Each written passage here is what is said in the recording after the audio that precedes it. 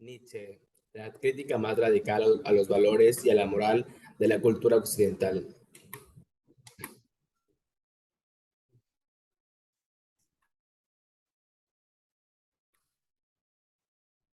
Introducción. Nietzsche ha sido el filósofo del siglo XX y está en camino a convertirse en el filósofo del siglo XXI. No cabe duda de que su influencia es abrumadora. Sus ideas siguen interviniendo ostensible o disimuladamente en los debates intelectuales y en las corrientes del pensamiento que no se conforman con interpretar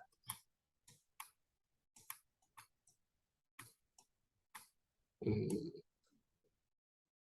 interpretar el presente y el pasado, sino que además se inspiran a configurar el futuro.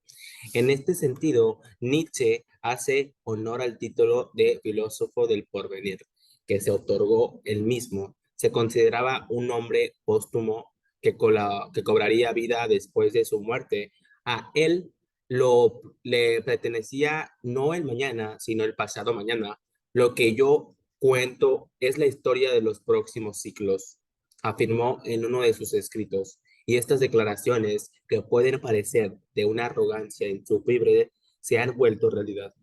La filosofía de Nietzsche parece haber encontrado el secreto de la eterna juventud, y son precisamente los jóvenes de cada generación los que contribuyen a inyectar savia nueva en su pensamiento. Ni siquiera le ha perjudicado una identidad persistente con determinantes corrientes políticas, responsables de algunas de las mayores calamidades del pasado más o menos reciente, tales como el fascismo y el nazismo. Nietzsche fue ignorado y vilipendiado a partes iguales durante toda su vida y solo fue reconocido muy tarde, cuando la demencia ya le ya le había arrebatado su singularidad, lucidez. Llevó a cabo una crítica demoledora de la cultura y la filosofía occidental, cuyas ideas y valores esenciales atacó sin piedad. Su mirada afectó de manera poderosa a toda la generación posteriores de intelectuales e investigadores en disciplinas muy diversas como la teología, la antropología, la filosofía, la sociología, la psicología, además de impregnar con su intensidad el mundo del arte a través de la poesía, la literatura y el teatro. Nietzsche nació en 1844 en Rocken, una localidad perteneciente al cada vez más poderoso reino de Prusia, en el seno de una piadosa familia de pastores luteranos. La desgracia no tardó en afectar al hogar a causa del fallecimiento de su padre y poco después de su hermano, unas muertes que lo convirtieron en el único hombre en una casa llena de mujeres. Su precocidad intelectual despuntó muy pronto, aunque tuvo que luchar contra la tradición familiar que le empujaba hacia el estudio de la teología para introducirse en el mundo académico de la mano de la filosofía clásica, favorecido por sus profesores de la Universidad de Leipzig, quienes reconocieron su brillantez de inmediato. Consiguió una cátedra de la asombrosa edad de 24 años. La escena intelectual alemana esperaba grandes cosas de aquel joven prometedor, pero su primera publicación, un supuesto estudio filológico, presentaba ya todos los elementos que lo enfrentaron al mundo: un torrente de ideas punzantes, una mezcla inconcebible de disciplinas del conocimiento, del estilo y de los tonos, y la pretensión de ir mucho más allá, hasta donde nadie le había pedido que fuera. El escándalo académico fue la melodía de su vida. Su primera obra, El nacimiento de la tragedia, era un análisis de la cultura griega desde un nuevo punto de vista que resaltaba el contraste entre dos fuerzas: el elemento apolíneo relacionado con la claridad y el pensamiento y la contención clásicas griegas, frente al elemento dionisiaco, una fuerza instintiva, oscura y ciega, la energía vital pura. Según Nietzsche, la tragedia griega nacía de la fusión de estos dos elementos y fue finalmente destruida por el rapacionalismo apolíneo de Sócrates, el cual, al subrayar lo dionisiaco, había provocado la decadencia de Occidente. Esta visión de la cultura griega desde sus aspectos más sombrío, que ponía en duda hasta sus raíces socráticas, produjo grandes controversias. En el clasista siglo XIX, nadie quería oír que el mundo clásico había tomado el camino equivocado. Aún más polémico fue el uso insistente que Nietzsche hizo de la música de Wagner para ilustrar sus razonamientos. Para él, Wagner era el único artista que había sabido reintegrar ambos elementos al modo de la tragedia griega. A pesar de ser implacablemente crítico con los valores tradicionales, la obra de Nietzsche no era puramente negativa. Al contrario, el filósofo emprendió la tarea de elaborar una nueva filosofía, alzada sobre nuevos valores para sustituir a la que criticaba.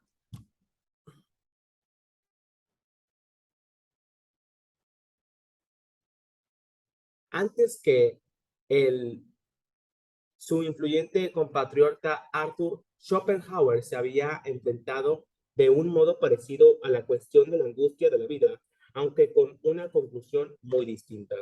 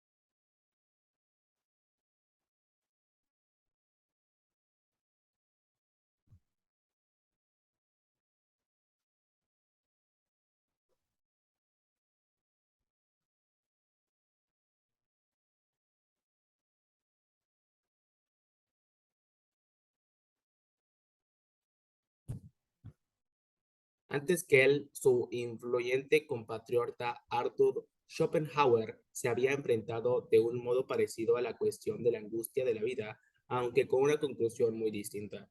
Schopenhauer había propuesto la negación budista de la voluntad como única camino para soportar la vida sin desesperar de ella.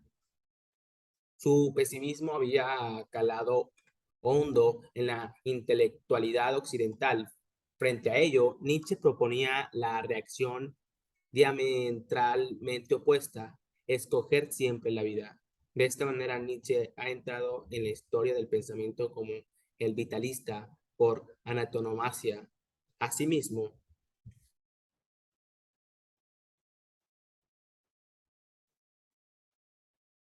Asimismo, el filósofo oponía los dionisiaco al cristianismo, que según él solo había servido para debilitar aún más las civilizaciones. Nietzsche atacó la represión de los sentimientos auténticos y la sublimación del deseo en el cristianismo y defendió una ética más fuerte y más próxima al origen de los sentimientos. Dios había muerto. Para ser coherente con su pretensión de fundar una nueva filosofía, Nietzsche adoptó un estilo y unos términos nuevos, optó por un lenguaje imaginativo basado en las metáforas y decidió presentar su pensamiento de manera caótica a través de una mezcla de géneros literarios. No quería convencer al lector, sino obligarlo a tomar posición frente a lo que leía. Pretendía educar al hombre para que pensara por sí mismo, sin moldes impuestos. En 1879 se vio obligado a renunciar a su cátedra porque su salud era cada vez más frágil y estaba enfermo como continuamente. Se le otorgó una pequeña pensión vitálica y pasó los 10 años siguientes deambulando por Francia y Suiza en un interminable viaje por balnearios y lugares de descanso, buscando sin cesar un clima favorable a sus dolencias. Tenía problemas de vista, violentos dolores de cabeza y vómitos nocturnos que le postreaban durante días. Se medicaba con miradas de píldoras, jarabes y preparados, algunos de dudosa eficacia. Resulta asombroso el contraste entre su penoso estado físico y la altura del que alcanzó sus pensamientos en este periodo. Entre sus obras de esta época se encuentran sus mejores libros. Así habló Zaratustra, Más allá del bien y del mal, y La genealogía de la moral. En esos trabajos acuñó conceptos que pasarían a formar parte de la historia de la filosofía: el nihilismo, el eterno retorno, la transvaloración de todos los valores, el superhombre. El superhombre apareció en el extenso poema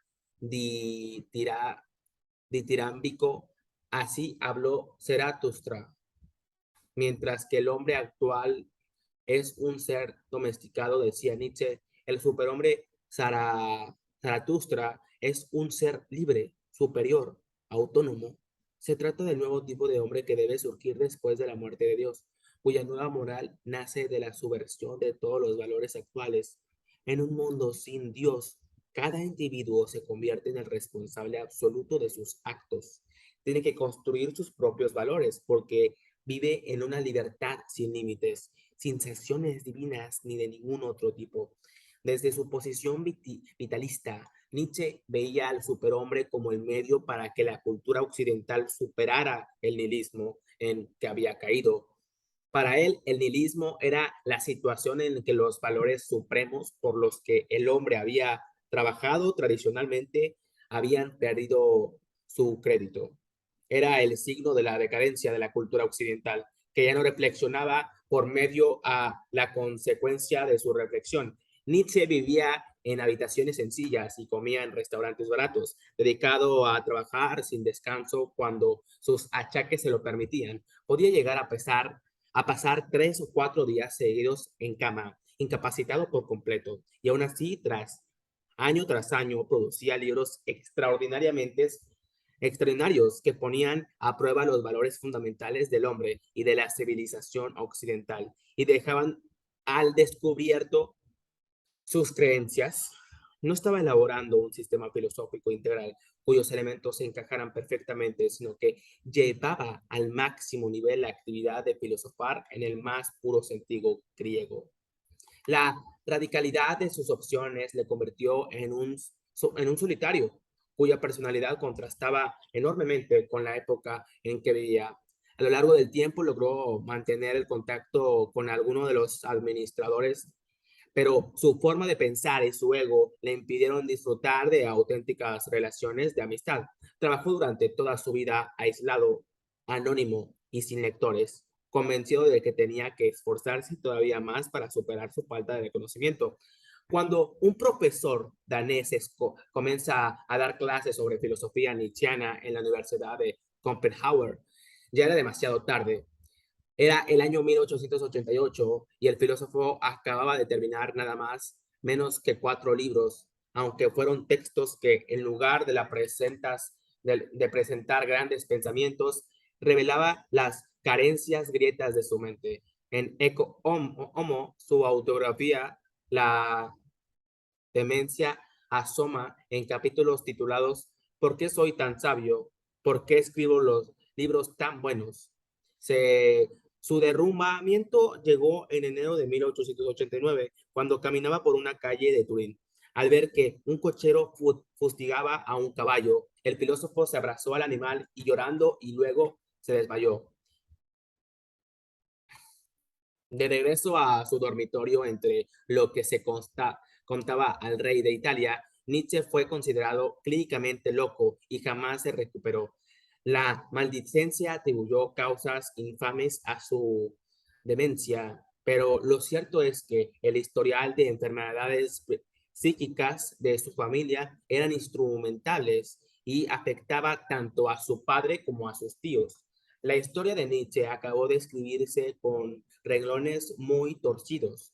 Por su parte, se conoce a la perfección la identidad del redactor. A la muerte de su madre, la tutela del enfermo pasó a su hermana, Elizabeth Forster Nietzsche. Esta se había casado con Bernard Forster, un conocido antisemita despreciado por Nietzsche, que había fracasado de manera estrepitosa en sus intentos de fundar una colonia aria en Paraguay y se había suicidado. A su vuelta a Europa, Elizabeth decidió convertir a su hermano enajenado en un gran personaje. Fundó el archivo Nietzsche y se ocupó de corregir sus cuadernos no publicados en los que insertó sus ideas. El resultado fue el libro, La voluntad de poder. En la actualidad, estos textos han sido expurgados de los añadidos realizados por Elizabeth y han revelado una obra de gran importancia que ayuda a entender los procesos mentales de Nietzsche y presenta muchos de sus conceptos de modo más claro. La voluntad del poder se ha convertido en la clave de la filosofía nietzscheana. El filósofo concluye que la fuerza impulsora de la civilización ha sido siempre la búsqueda del poder antes que la búsqueda de lo útil o lo beneficioso. La voluntad del poder es el impulso básico de nuestros actos particulares, aunque a veces solo tenga una expresión muy primitiva y también dirige la humanidad en su conjunto. ¿En qué consiste exactamente? Es querer ser lo que verdaderamente se es, el reconocimiento de lo que uno es en realidad y la fidelidad a uno mismo. Significa la acción a favor de todos los que significa vida y el camino hacia el superhombre. Es la negación de equilibrio y del control de las fuerzas. Es la pasión originaria de la que derriban el placer y la creación.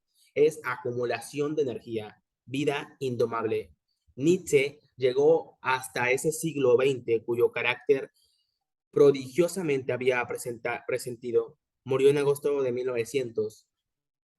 En sus últimos años, su mente se había extinguido, pero su obra habría cobrado vida, saltando desde la oscuridad al reconocimiento en todo el mundo.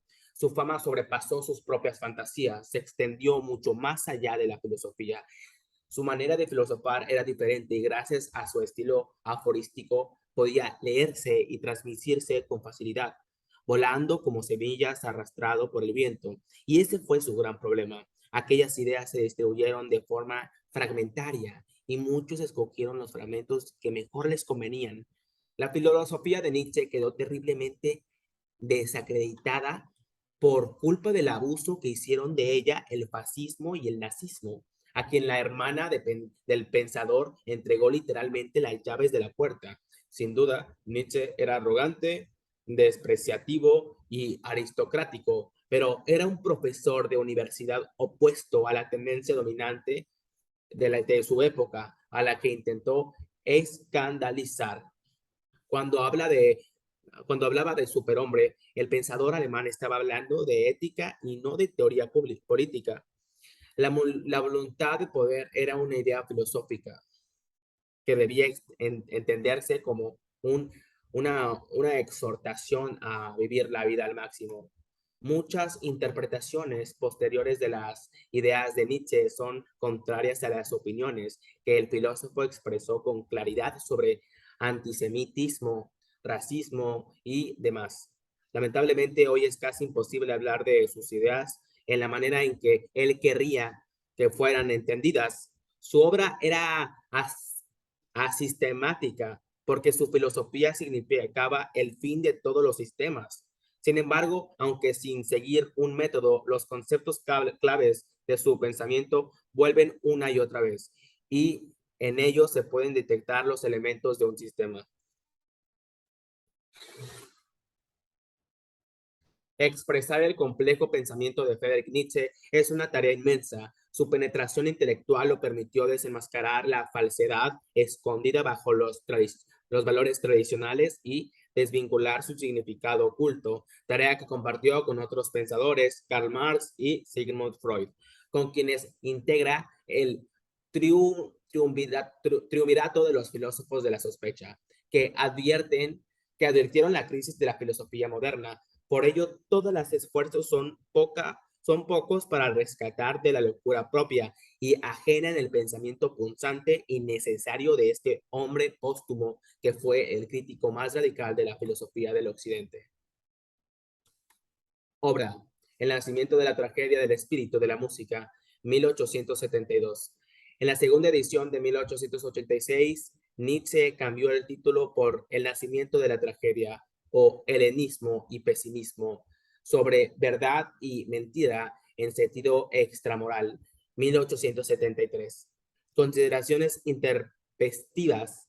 David Strauss, El confesor y el escritor, 1873, sobre la utilidad y el perjuicio de la historia para la vida, 1874. Schopenhauer como educador, 1874. Richard Wagner en Bayreuth, en 1876. Humano demasiado vano, un libro para espíritus libres, 1878. Aurora, Pensamientos sobre los prejuicios morales, 1881. La Gaia Ciencia, 1882. Así habló Zaratustra, un libro para todos y para nadie, 1883 a 1885, publicado en 4 partes, la última en una edición privada de 40 ejemplares. Más allá del bien y del mal, Preludio para una filosofía del futuro, 1886. La genealogía de la moral, un escrito polémico, 1887. El caso Wagner, un problema para los amantes de la música, 1888. El crepúsculo de los ídolos o cómo se filosofa con el martillo, 1889. El anticristo, maldición sobre el cristianismo, escrito en 1888. El archivo Nietzsche lo publicó en 1895. Nietzsche contra Wagner, documentos de un psicólogo, 1889. Exe Homo, ¿cómo se llega a ser lo que se es? Escrito autobiográfico en el que trabajó durante los años 1888 y 1889. Archivo Nietzsche lo publicó en 1908.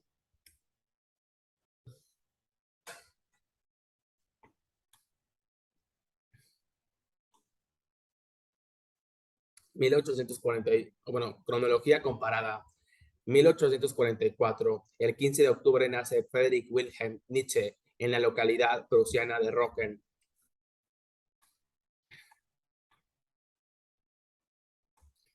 1849 a 1850, su padre muere a causa de una afección cerebral. Poco después, su hermano pequeño. 1859, Charles Darwin publica El origen de las especies. Aparece la tercera edición de El mundo como voluntad y representación de Schopenhauer. 1864, ingresa a la Universidad de Bonn para estudiar teología y filosofía. Una crisis de fe lo llevó a abandonar la teología. Guerra franco-prusiana que culmina con el ascenso de Otto von Bismarck. 1872 publica El nacimiento de la tragedia. 1878 publica Humano, demasiado humano.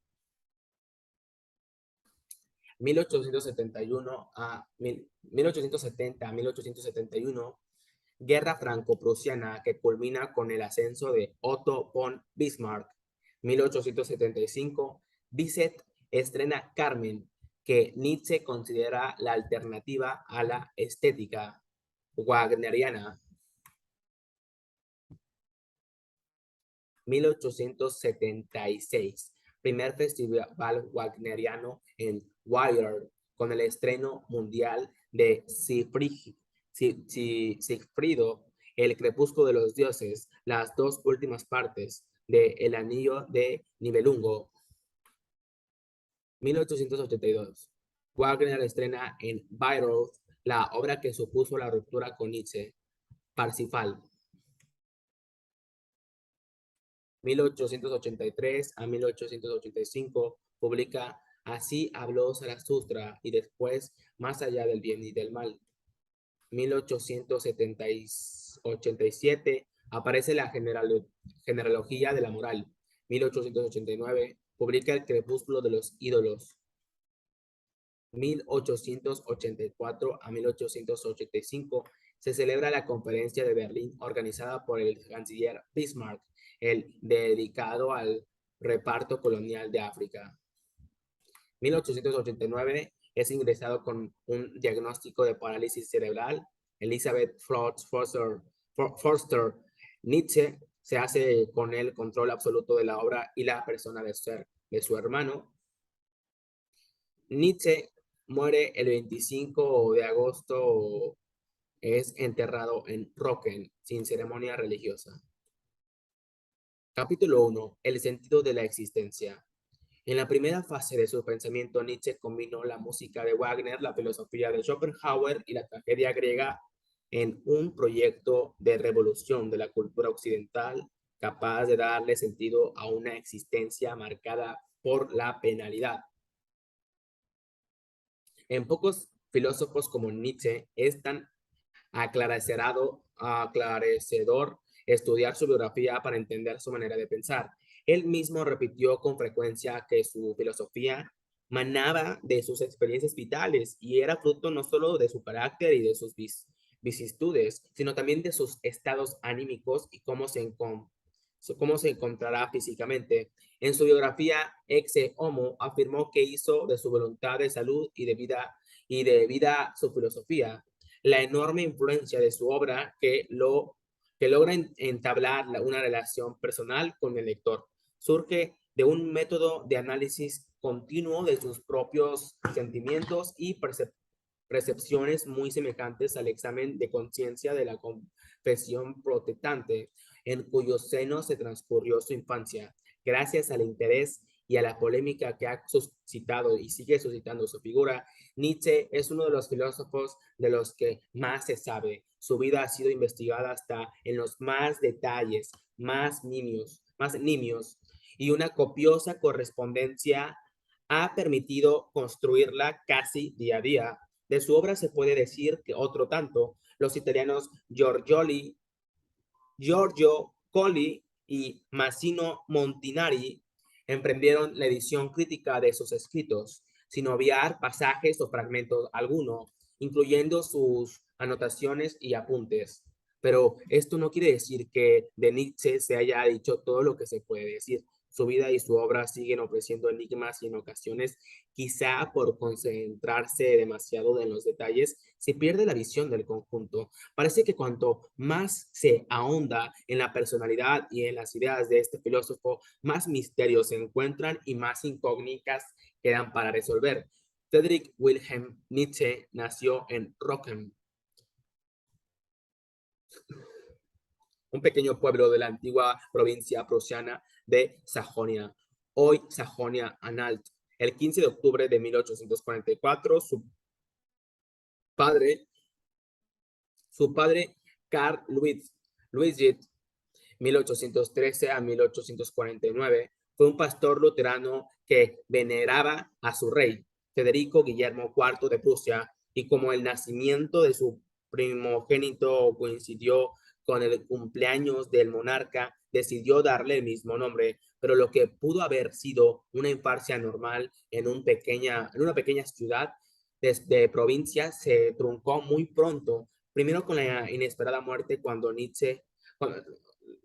la inesperada muerte del padre, cuando Nietzsche contaba tan solo con 5 años, y después con la muerte de su hermano menor, que tuvo lugar al año siguiente. Después de estos hechos trágicos, la familia abandonó Rocken y se mudó a la casa de su abuela materna en Hamburgo. Friedrich se crió allí en un hogar exclusivamente femenino con su madre Franziska Oehler, 1826-1897, su hermana Elizabeth Nietzsche, su abuela y sus tías.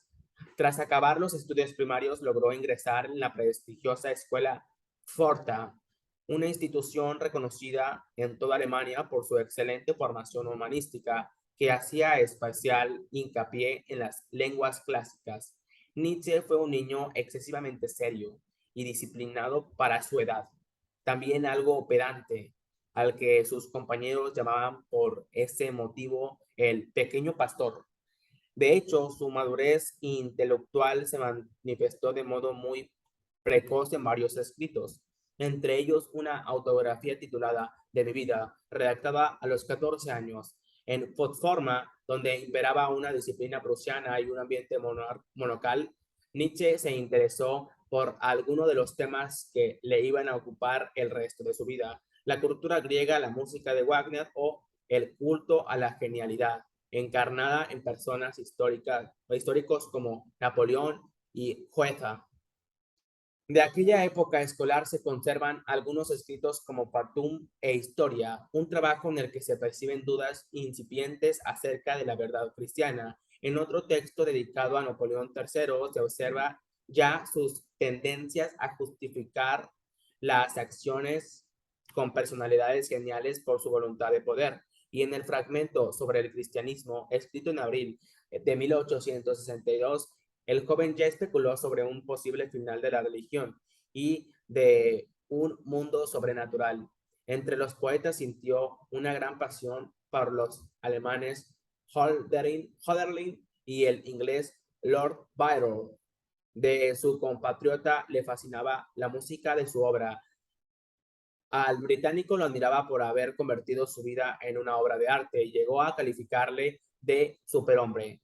En la escuela cultivó además su pasión por la música. Nietzsche era un buen pianista, con, con talentos para la improvisación, y se mostró especialmente cautivado por la obra de Wagner, Tristan e Isolda. A los 15 años, Nietzsche anotó que de él se había apoderado una avidez descomunal de conocimiento y de formación universal. Su volumen de lectura durante su etapa escolar fue en efecto asombroso. Destacó sobre todo en la latín y en griego, con trabajos de una calidad extraordinaria, mientras que las matemáticas fueron su punto débil.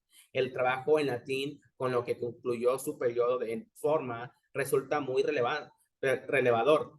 Lo dedicó al poeta griego Teógenes de Megara, del siglo VI a.C., exiliado de su patria por motivos políticos.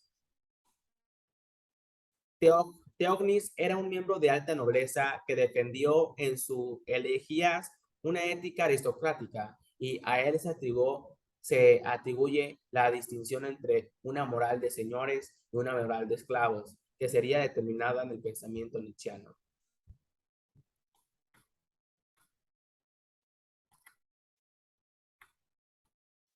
Nietzsche retratado en 1861 a los 17 años, cuando según uno de sus escritos autobiográficos redactado en 1863, todas mis posibilidades e inclinaciones se habían despertado ya. Escribía poemas y dramas horripilantes y normalmente aburridos. Me martirizaba con la comprensión de música sinfónica, y se me había metido en la cabeza la idea de adquirir un saber, un poder universal. A caballo entre la filología y la filosofía.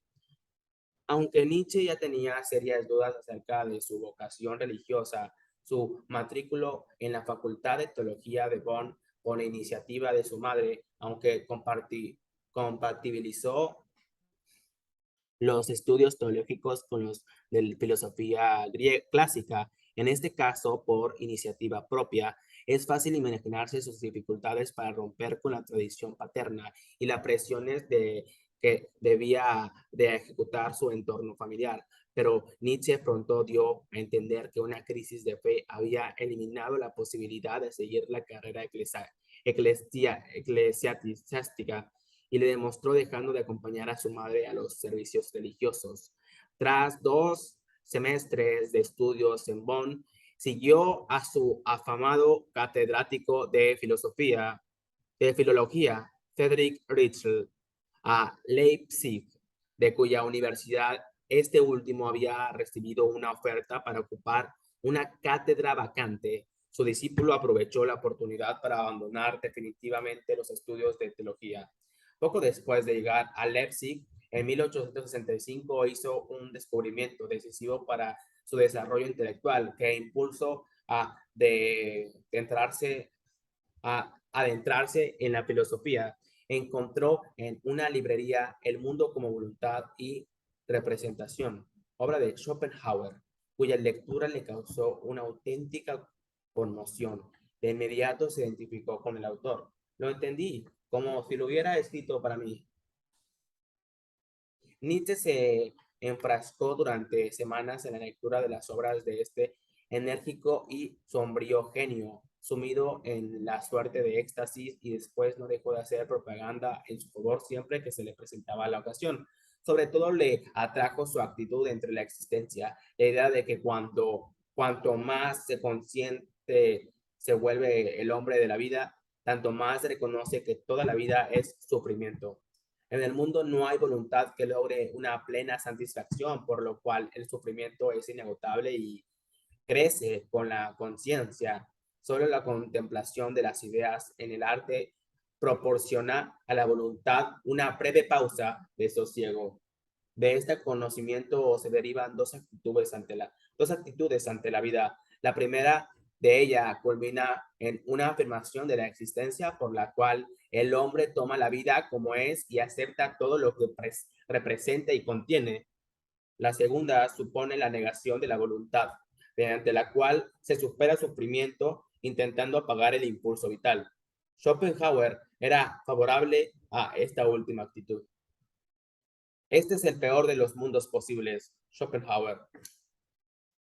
Otros descubrimientos de este periodo universitario que influirían de modo esencial en su posterior pensamiento filosófico fueron la historia del materialismo de Friedrich Albert Lange, libro de consulta que lo acompañó el resto de su vida y que rellenó en gran parte sus lagunas en la historia de la filosofía. Llegó a decir, Kant, Schopenhauer y este libro de Lange no necesitan más.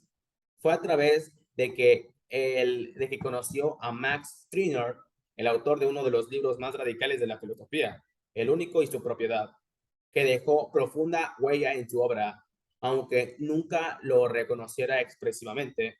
Entre 1867 y 1868, Nietzsche cumplió sus servicios militares en el ejército prusiano, incorporándose a la sección de caballería de un régimen de artillería destacado en Lamburgo. Un accidente cuando montaba a caballo le causó lesiones graves en el esternón, por la cual tuvo que someterse a 5 meses de tratamiento médico intensivo y se vio obligado a recibir morfina para aliviar los terribles dolores. De regreso a Leipzig, se produjo un encuentro que sería providencial. Durante una visita a la casa de orientalistas, Hermann Borklaus conoció al maestro, a Richard Wagner, con quien conversó sobre Schopenhauer. Este encuentro estimuló su curiosidad y le hizo emprender la lectura de la obra del genio músico. En la universidad, mientras tanto, Nietzsche atravesaba un mar de dudas. No veía claro su futuro académico y barajaba varios temas para su tesis doctoral sin decidirse por ninguno, hasta que resolvió abandonar la filosofía clásica y estudiar ciencias naturales, a ser posible en París. No sabía que su catedrático y mentor, Richard, estaba negociando en secreto que pudiera recibir una cátedra de lengua y literatura griega en la Universidad de Brasilia, un pequeño centro que solía servir de trampolín a los jóvenes docentes.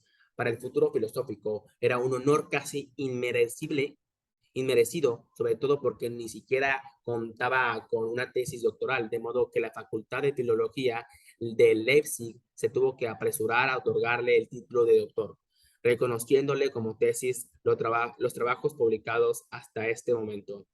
Tras renunciar al derecho de ciudadanía prusiana para evitar ser llamado a filas en caso de guerra, Nietzsche se dirigió a su nueva ciudad de residencia, convertido en una partida situación que mantuvo el resto de su vida. En sus lecciones inaugural dada el 28 de mayo de 1869, disertó sobre Homero y la filología clásica, uno de los graves alicientes con que contó a Brasilia fue poder viajar a la localidad de Dresden, donde residía Richard Wagner en compañía de Cosima von Bülow, 1837 a 1930, entonces aún amante. La polémica pareja con 24 años de diferencia en edad y ella aún casado con el director de orquesta Hans von Bülow, acaba de traer al mundo a su hijo Siegfried. Nietzsche había entrado en el reducido círculo de amistades íntimas de la familia, hasta el punto de pasar las navidades con ella y disponer de un estudio propio en la villa. Su admiración por el compositor no conocía límites y lo consideraba el mayor genio de la época, un hombre inconmensurable. Otra amistad que le proporcionó Brasilia fue la del historiador Jacob Burckhardt, el autor de la célebre La cultura del Renacimiento en Italia. En la Universidad Suiza enseñaban a sí mismo el filósofo Gustav Techmüller, de quien Nietzsche adoptó el concepto de perceptivismo, la posibilidad de considerar el mundo o la existente en él desde diferentes puntos de vista, sin que ninguno de ellos sea falsa. En realidad, cada perspectiva ofrece una imagen única e indispensable de su objeto. Los primeros años de Nietzsche como catedrático se caracterizó por sentimientos encontrados. Por un lado, la confianza adquirida con la familia Wagner lo llenaba de orgullo y le servía de estímulo intelectual. Por otro, comenzó a tener dudas acerca de su vocación filológica y de su futuro profesional, viéndose bajo la presión de tener que injustificar con algún libro importante haber recibido una cátedra siendo tan joven. Wagner, intuyendo en el intelecto exponencial, se afanó en que el joven catedrático se pusiera al servicio de su causa, una regeneración de la cultura alemana inspirada en su obra musical y teórica, y le animó a investigar y a escribir. 1870, sin embargo, se produjo una breve interrupción en la vida académica de Nietzsche a causa del estallido de la guerra franco-prusiana. El joven quiso participar en el conflicto, pero las autoridades suizas solo se le permitieron como sanitario. Tras realizar un curso de formación, fue destinado al campo de batalla, donde atendió a heridos y agonizantes. Apenas transcurrida una semana, enfermo gravemente de disentería, lo que dio por terminado su fugaz aventura bélica. De regreso a Brasilia, sin duda acerca de la filolo filología que se recrudecieron, se recrudecieron, convencido por fin de que en realidad su vocación era la filosofía y que había equivocado sus pasos. Optó, la, optó a la cátedra de filosofía que dejaba vacante Tres Müller, una resolución que parece tanto más desesperada cuanto que no disponía en su currículo de ninguna base académica que pudiera sostener semejante solicitud. Abrumado por sus clases y por la presión que sentía, sufrió una crisis nerviosa. Se le concedió un permiso de 6 semanas para recuperarse, durante el cual terminó de fraguar la que iba a ser su primera obra importante, El nacimiento de la tragedia del espíritu de la música, un trabajo al que dio un sesgo filosófico con el que pudiera justificar futuras opciones a una cátedra de filosofía, ya que su solicitud en Brasilia había sido denegada. La tragedia griega. El nacimiento de la tragedia cuenta con una serie de precedentes que fueron contribuyendo a darle forma y contenido. En el resultado de varios años de investigación que el pensador plasmó en fragmentos, lecciones, conferencias y textos dispersos que no había llegado a consolidarse en una obra propiamente dicha, en los cuadernos de Nietzsche se encuentran los diversos títulos de su autor que su autor iba imaginando para el libro, como Sócrates y el instinto, tragedia y librepensadores, serenidad griega, el hombre trágico, ciencia y arte, metafísica del arte, que más o menos describen la orientación que quería darle a sus escritos. Nietzsche ya barruntaba que la acogida en círculos académicos iba a ser polémica e incluso hostil, así que puso en antecedentes a varios de sus amigos. En una carta dirigida a un editor, describía el libro diciendo que quería explicar la tragedia griega desde una perspectiva enteramente nueva, renunciando a las aproximaciones filológicas y fijándose solo en el problema estético, pero que la verdadera tarea consistía en arrojar luz sobre Richard Wagner, el enigma, el enigma extraordinario de su tiempo, relacionándolo con la tragedia griega, como sus intereses de público, como, como sus intentos de publicar el texto en varias editoriales fracasaron, al final aceptó una oferta de mediación del propio Wagner. De ese modo, la obra apareció en 1872 en la editorial E.W. Friedrich de Leipzig, que publicaba las obras del compositor. Ahora bien, ¿por qué la tragedia griega? Para comenzar, hay que destacar el papel que desempeñaba la cultura griega en Alemania decimonónico, donde se leía a Homero y a Hesiodo en las escuelas y se creía firmemente en la existencia de una afinidad misteriosa entre la lengua griega y la alemana. Imperaba la convicción de que ambos eran idóneas para expresar conceptos abstractos, dado su flexibilidad y variedad de matices. Se destaca con orgullo que eran las dos lenguas filosóficas para antonomasia. De la época clásica, la literatura alemana había soñado en griego. Escritores y poetas como Goethe, Striller, Hölderlin o los Humboldts se habían inspirado en la cultura griega. De la sociedad alemana del momento podía decirse que se había apoderado una grecomonía, la cual se reflejaba en expediciones arqueológicas y o en obras divulgativas de historias, literatura, arte y política. A ello debe añadirse con algunos sectores preocupados por la expansión de valores puramente materiales, se impuso a una convivencia de crisis de pérdida de valores y de fuerzas creativas. Se tendía a la sentencia de que los griegos habían vivido una vida auténtica, mientras que la de los hombres modernos era una comparación, una vida artificial, prosaica.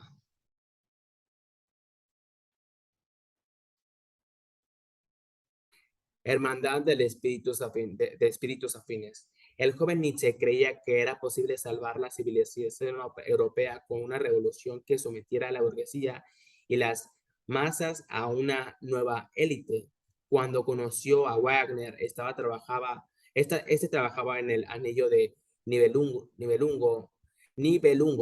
una tetralogía que hablaba de la muerte de un mundo dominado por los dioses y el comienzo del mundo de los hombres. La obra de arte total era el ariete con el que el compositor había roto con las expresiones tradicionales y había desarrollado un lenguaje propio. Wagner creía que el renacimiento de la cultura alemana traería el resurgir del occidente.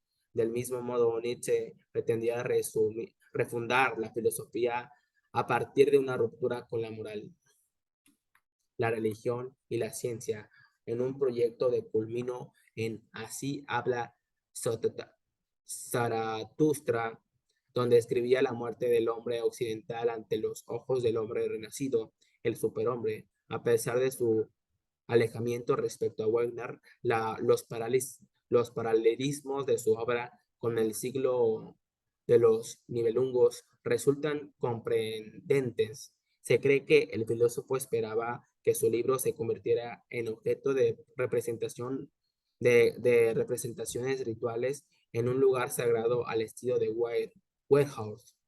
En la imagen, Wagner pie, de pie junto a su esposa Cosima, su suegro Frank Lizard y el editor Han von Bolsajón en su casa de Birrardut, en un lienzo realizado en 1882 por Wilhelm Bergman.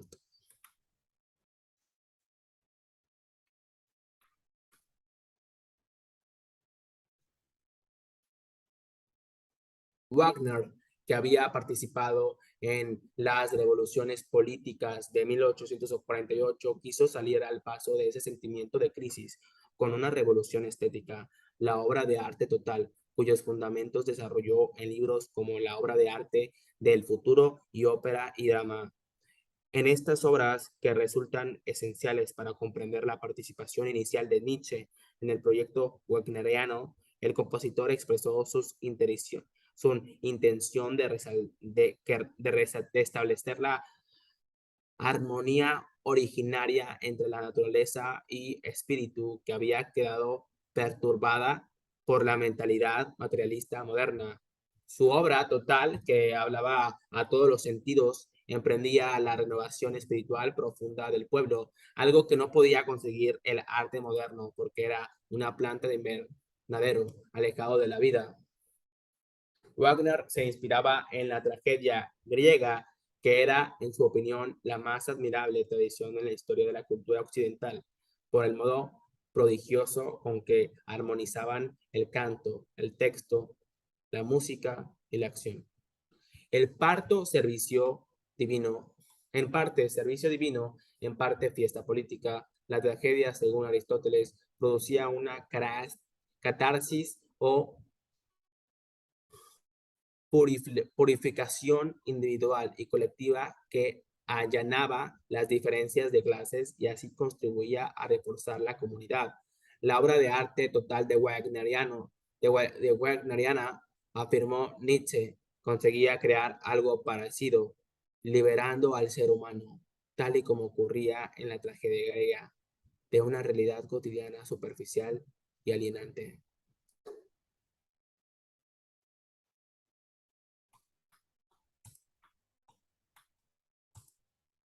Sin embargo, la tragedia griega fue producto asimismo de un tipo humano peculiar, el hombre trágico, dotado de un sometimiento trágico de la vida.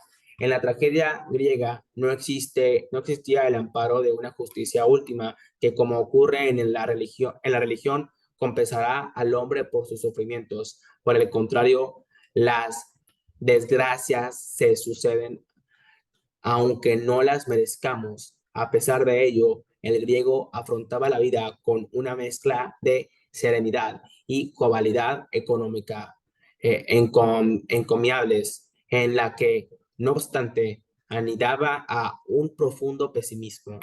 El hombre griego era consciente de lo terrible de la existencia y aún así superaba la angustia y la parálisis que pueden generar esos sentimientos. Era un hombre completo, el contrapunto al hombre moderno, que estaba desorientado y era insustancia y frívolo.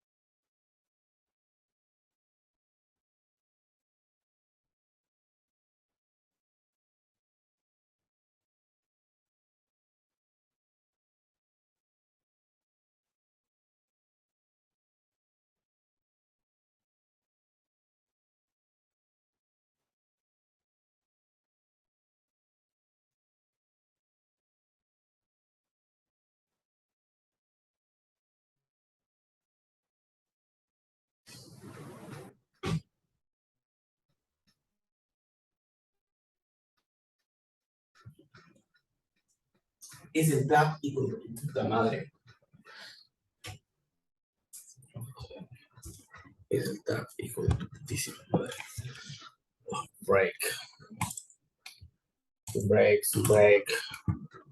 Estamos en el break, el break. Estamos en el break.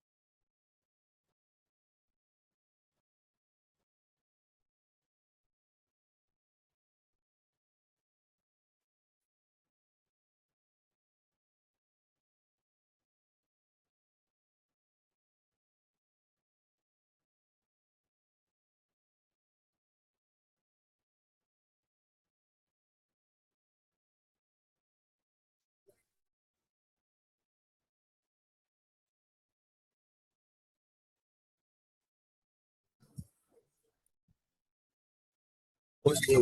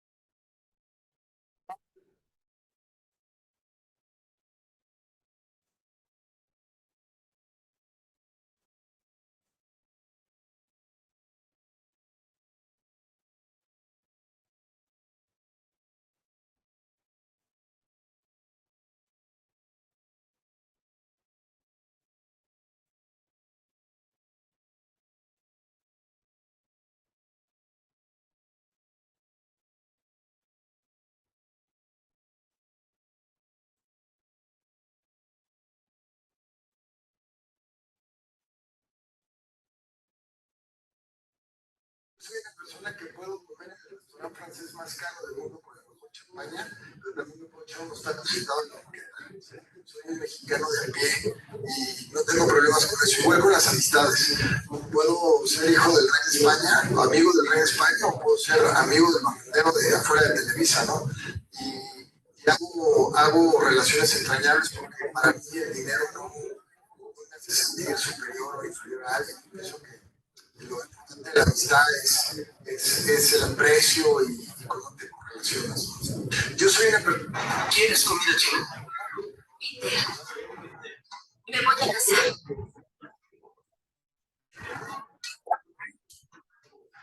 Mamá, ¿sabes que te mandó este video? Quiere decir de la manera más respetuosa el siguiente mensaje.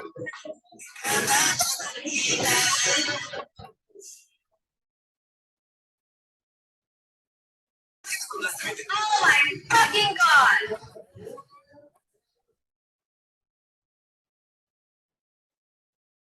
What's your problem?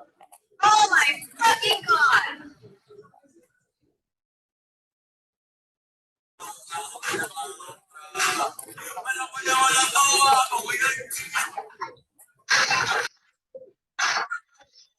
Te invitamos a ser parte de... Einstein dijo que el tiempo es relativo. Tal vez nuestro amor duró unos días en nuestra vida, o tal vez nos amamos toda una vida. Esto te pasó. Tenemos algo para que se le quite la cera. Oiga, me encanta esto, chicas. No, no sé nada. Está yo. Tenemos algo para que se le quite la cera. Oiga, me encanta esto, chicas. No sé nada. Está yo.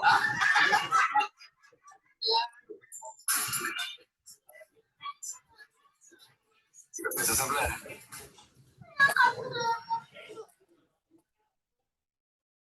Estoy muy cansada porque lloré.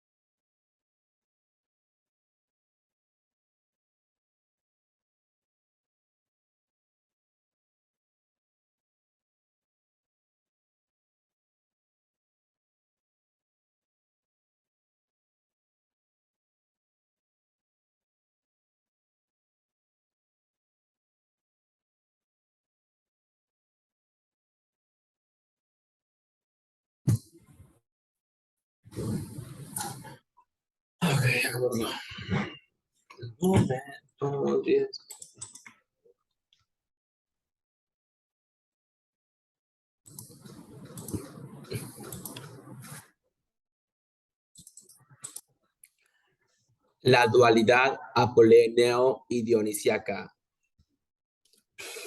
La tragedia mostraba con incomparable genio ese carácter ambivalente del hombre trágico, capaz de vivir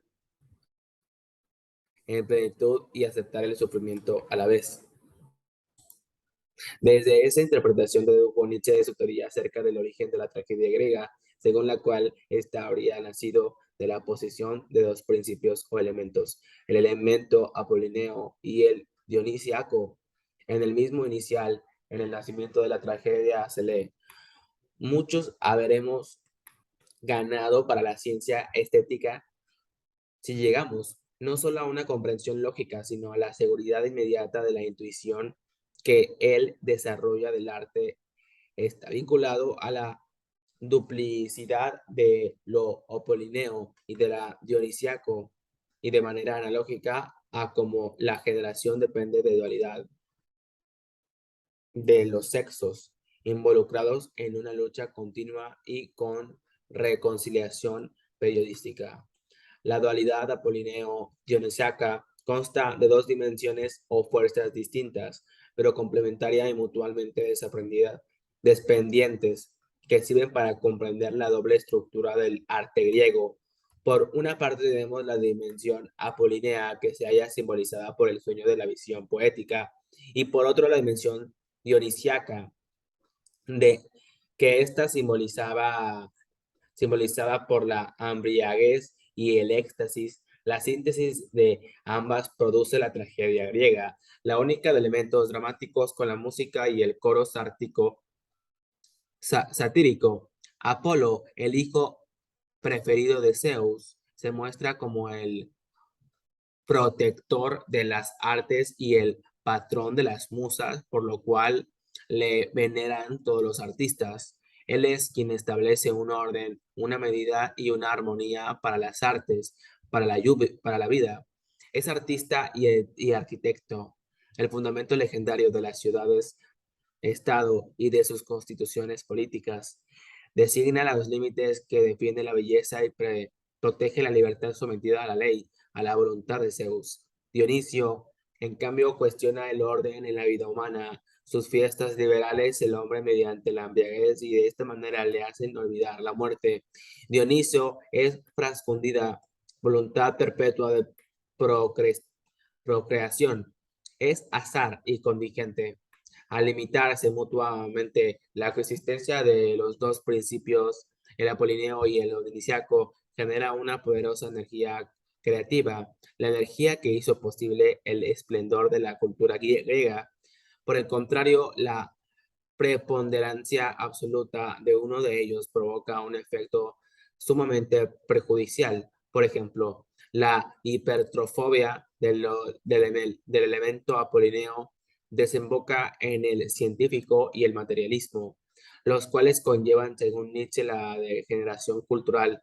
Por su parte, el imperio exclusivo del reino dionisiaco causa depravación y barbarie, como ocurría en los cultos asiáticos, cuya única motivación se encontraba en la experiencia argiástica. Nietzsche achacó sin tapujos la muerte de la tragedia de Sócrates y Eurípides a lo que consideraba los destructores de la visión trágica de la vida. A Sócrates, pero por quien Nietzsche sintió una extraña mezcla de admiración y desprecio, lo acusó de querer imponer un racionalismo estéril, de encarnar al hombre teórico, de ser el prototipo del decadente. La filosofía de Sócrates aspiraba a un saber basado en la verdad que no conformaba con conocer el ser, sino que además pretendía corregirlo. Quería que el conocimiento llegara a explicar el mundo y como consecuencia que eliminara la angustia y el sufrimiento humano, con lo cual, según Nietzsche, ya no sería necesaria una visión trágica que santo. permitiese soportar esos sentimientos y canalizarlos en una acción. Yo soy un filósofo y discípulo de Dionisio. Prefería ser un sátiro antes que un santo. Su apología de la razón y su criterio de una justicia abstracta basada en la nacionalidad del bien y del mal acabó con el mito, el fundamento de la gran cultura griega.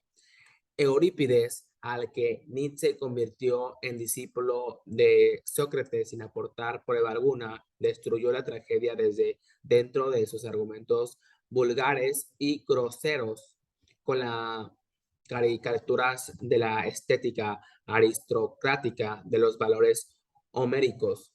No contento con esto, llevó a escenas a la masa con sus instintos plebeyos. Ambos los acusó el filósofo alemán de fomentar valores igualitarios y utilitaristas, de poner las bases de una existencia hedonástica, preocupada primordialmente por el bienestar y la felicidad. Con Sócrates y Eurípides comienza el triunfo del gusto de la mesa.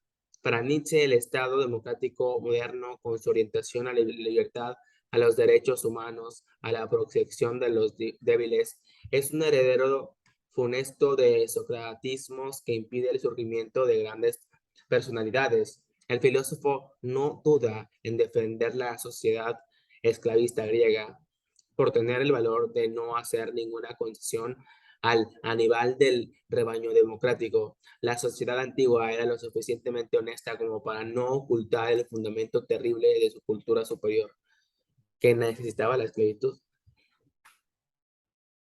Dioniso desencadenado, Dionisio desencadenado.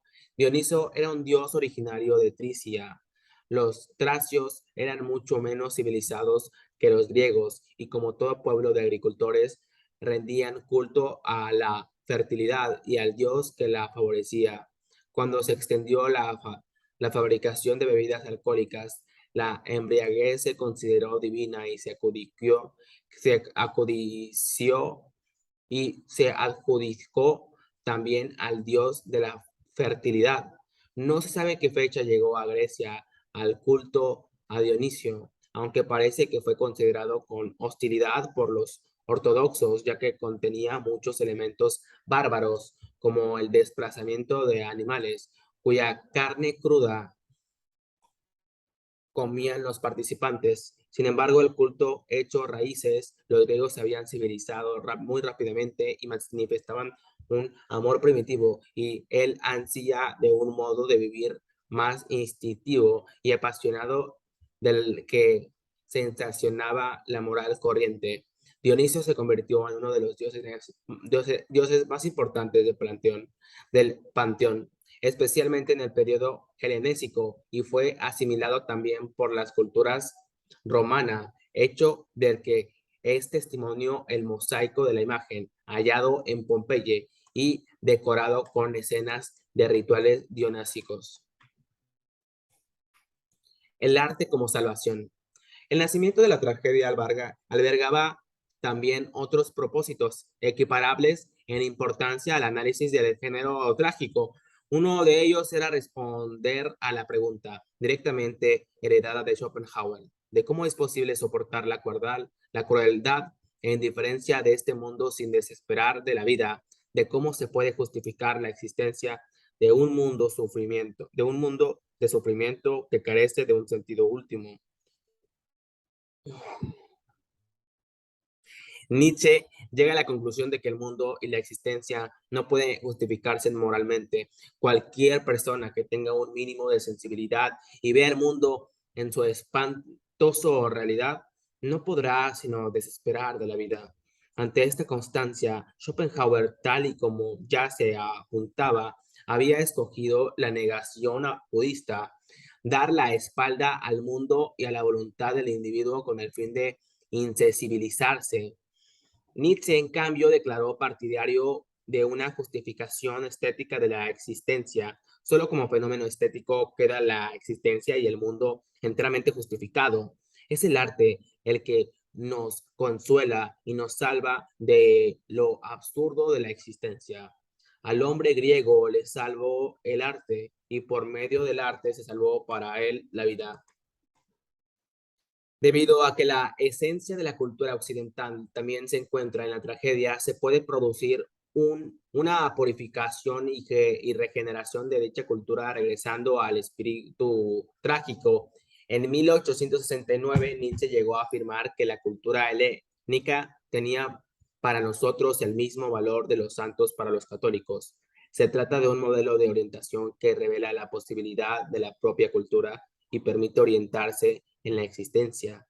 En cierta medida significa someterse a los dioses, como pueden serlo Apolo y Dionisio, entendido como fuerzas o poderes de las que en realidad ninguna persona puede escapar. Esa primera obra de Nietzsche debía mucho, si no demasiado, a Wagner y a Schopenhauer. En ella el autor siempre se esfuerza por trasvasar sus ideas al mundo griego en una visión idealista y circunstanciada, además al periodo heroico, pero a su estilo, su pathos o aliento trágico, su temeridad, su afán por provocar lo que distanció la obra de los textos académicos de su época y le mereció a acusaciones de escaso rigor científico.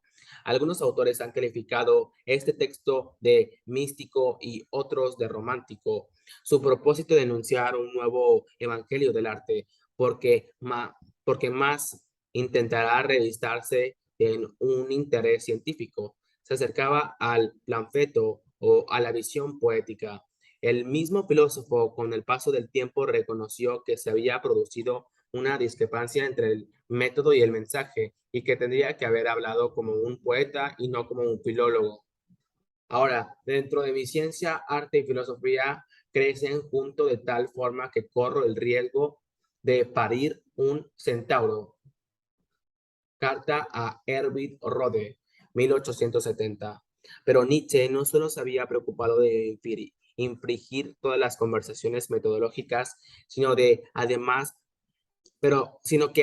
parecía haber empleado la filología para bienes bastardos. A sus catedráticos y mentor, Ritschl, esta obra le causó una profunda decepción, como tras enviarle un ejemplar, Nietzsche no recibió ninguna respuesta. Le escribió mostrándole su asombro por su silencio.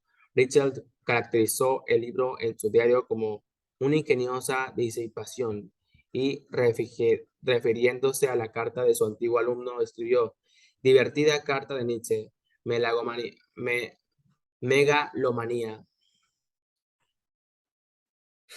La controversia con Will Mowitz. La obra visto de la luz en enero y ante el silencio de la crítica, un amigo de Nietzsche, también filólogo, Erwin Rodne, publicó una reseña positiva para intentar abrir el debate, eligiendo el valor de su amigo y su intención de subvertir viejos valores. Por su parte, Wagner, que había puesto grandes esperanzas en Nietzsche, comenzó a preocuparse por la escasa proyección del libro por la acogida adversa, recelando de que su fama pudiera verse afectada por contagio. Fue poco después, cuando estalló la bomba, Wilamowitz, una crítica demoledora publicada por un antiguo alumno de Forta, Ulrich von Wilhelm Wilamowitz Meollendorff. Era entonces un joven ambicioso doctor de 24 años que con el tiempo se convirtió en uno de los mayores helenistas alemanes. Su escrito, que atacaba a toda y cada una de las impresiones del autor, le recriminaba deshonestidad científica, caló hondo en Nietzsche, quien atribuyó el ataque a la envidia y a una conspiración. Wagner, ahora seriamente alarmado por el peligro de que pudiera correr su prestigio, se creyó obligado a intervenir y publicó una respuesta en defensa de Nietzsche en forma de una carta abierta dirigida al autor, lo que se podía leer fragmentos como el que sigue. Lo que esperamos de usted puede ser la tarea de toda una vida, y además de la vida de un hombre que necesitamos perentoriamente. Usted se anuncia como ese hombre a todos los que pedimos explicaciones e instrucciones de los más nobles fuentes del espíritu alemán, de la gran seriedad en todas las cosas en que profundiza acerca de cómo ha de ser la formación alemana si quiere ser de ayuda a la renacida nación en sus fines más nobles. A pesar del apoyo de Wegner, la controversia sobre el nacimiento de la tragedia no tardó en alcanzar la dimensión de escándalo académico, como manifestó el catedrático de Bonn, Hermann Hussener, filólogo y mitógrafo especializado en religión griega antigua. El que ha escrito algo semejante está muerto en el ámbito científico. La reputación académica de Nietzsche quedó seriamente dañada, lo que repercutió en un descenso dramático en el número de sus alumnos. Nuevas disquisiciones. En esta época, además, el estado de salud del filósofo también se resintió. A unos problemas de la vista se sumaron dolor de cabeza y dolencias estomacales de índole nerviosa. Por añadidura, la familia Wagner, que le había servido de desahogo a sus frustraciones e inquietudes, abandonó Trishbrüchen para establecer una residencia en Bayreuth. Sometido en un estado melancólico, Nietzsche pensó en interrumpir su carrera académica, dedicarse a promocionar la obra de Wegner e irse a vivir al sur de Francia o Italia. Pero antes de lanzarse a esta empresa, acudió a Werner para asistir a la colección de las primeras piedra del que sería el teatro de los festivales wagnerianos. Pese a todas las dificultades, incluida una prohibición de leer por parte de su médico, el año 1873 sería fructífero en la vertiente intelectual. El filósofo había estado trabajando en un texto con el título de la filosofía de la época trágica de los griegos, al que añadió otro sobre verdad y mentira en sentido extramoral, que pese a sus orígenes se anuncia ya la transmisión de su pensamiento hacia una etapa nueva muy diferente, y en él aparece la famosa definición de verdad como un ejercicio en movimiento de metáforas, metanomias y antropomorfismos.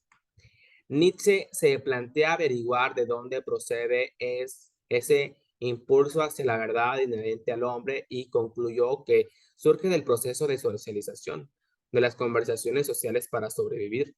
Así, quien emplea la palabra según las conversiones asumidas se considera que dice la verdad. Quien no lo hace, miente. En consecuencia, lo que llamamos verdad es una mera convención lingüística. Creer que el lenguaje reproduce correctamente el mundo es una ilusión que nace del olvido.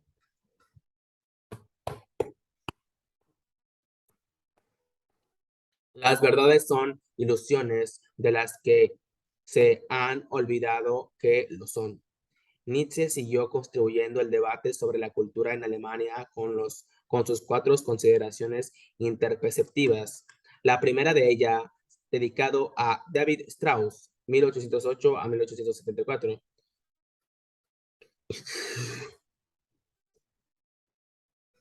Este teólogo y filósofo era autor de una célebre vida de Jesús, en la que los evangelios eran sometidos a un método crítico de los acababa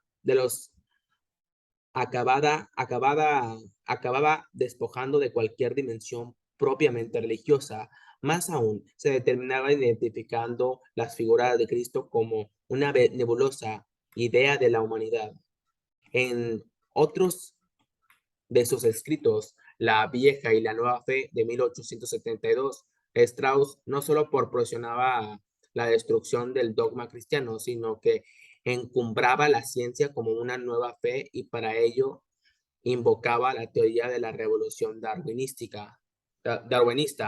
Nietzsche negó que la ciencia por sí misma pudiera dar una orientación del tipo de a la existencia humana y reafirmó la superioridad del tipo creativo artístico frente al científico. La segunda interpretativa dedicada a la historia atacaba una erudición histórica inútil que terminaba convirtiéndolo que terminaba convirtiéndose en un lastre para la vida y la actividad de los pueblos. Las dos últimas se centraban en Schopenhauer y Wagner.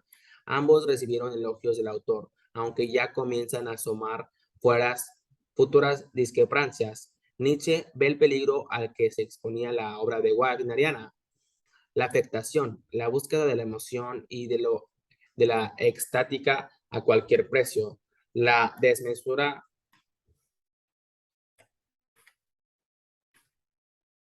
las burdas estrategias de comercialización y sobre todo el apego al cristianismo. Una agria disputa con Richard Wagner sobre la música de Brahms, de la que el filósofo era partidario, destapó el conflicto.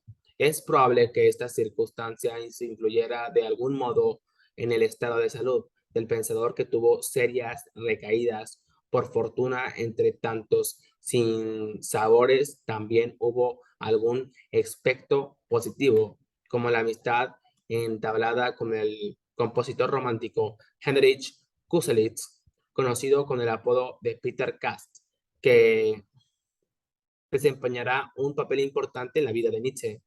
Sin música, la vida sería un error. El crepúsculo de los ídolos.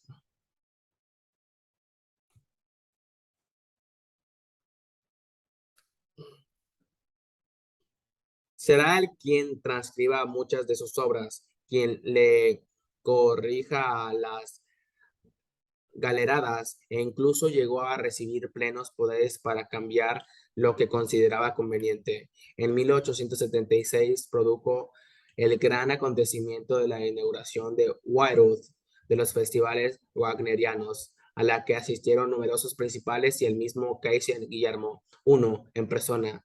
Nietzsche también estaba presente, pero se sintió decepcionado por la representación y asqueado por la pugnalidad de los wagnerianos. Decidió abandonar el lugar y retirarse al campo. De este modo se inició su ruptura definitiva con Wagner, cuyo trabajo le había puesto enfermo en el doble sentido moral y fisiológico, dejándola desilusionado y sin fuerzas. Su obra será a partir de ese momento la historia de una enfermedad y de sus convalencias.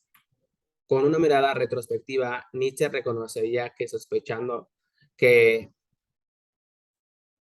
sopesándolo todo, no habría podido soportar la juventud sin la música wagneriana. Cuando uno quiere liberarse de una presión insoportable, opinaba, se necesita hachís. Al ver en el drama musical wagneriano un regreso del aspecto dionisiaco, Nietzsche quiso apoyar en él un movimiento de regeneración de la cultura alemana, pero fue una ilusión. El filósofo alemán no tardó en comprender que el regreso al mito tenía que ser verdadero y no una mera categoría estética, cuando se obtenían conocimientos que dejaban de ser compatibles con los mitos, como los proporcionados por la razón o la ciencia. Se producía una quiebra imposible de subsanar. La pretensión de recuperar el mito en el seno de la cultura moderna era, por lo tanto, una gran hipocresía. A partir de este momento, y en particular en Humano, demasiado humano, obra en la que empezó a trabajar ya en 1876, su pensamiento dio un giro radical. Asumió determinados rasgos del pensamiento científico y se sirvió de él para criticar las contradicciones de la moral judeocristianas.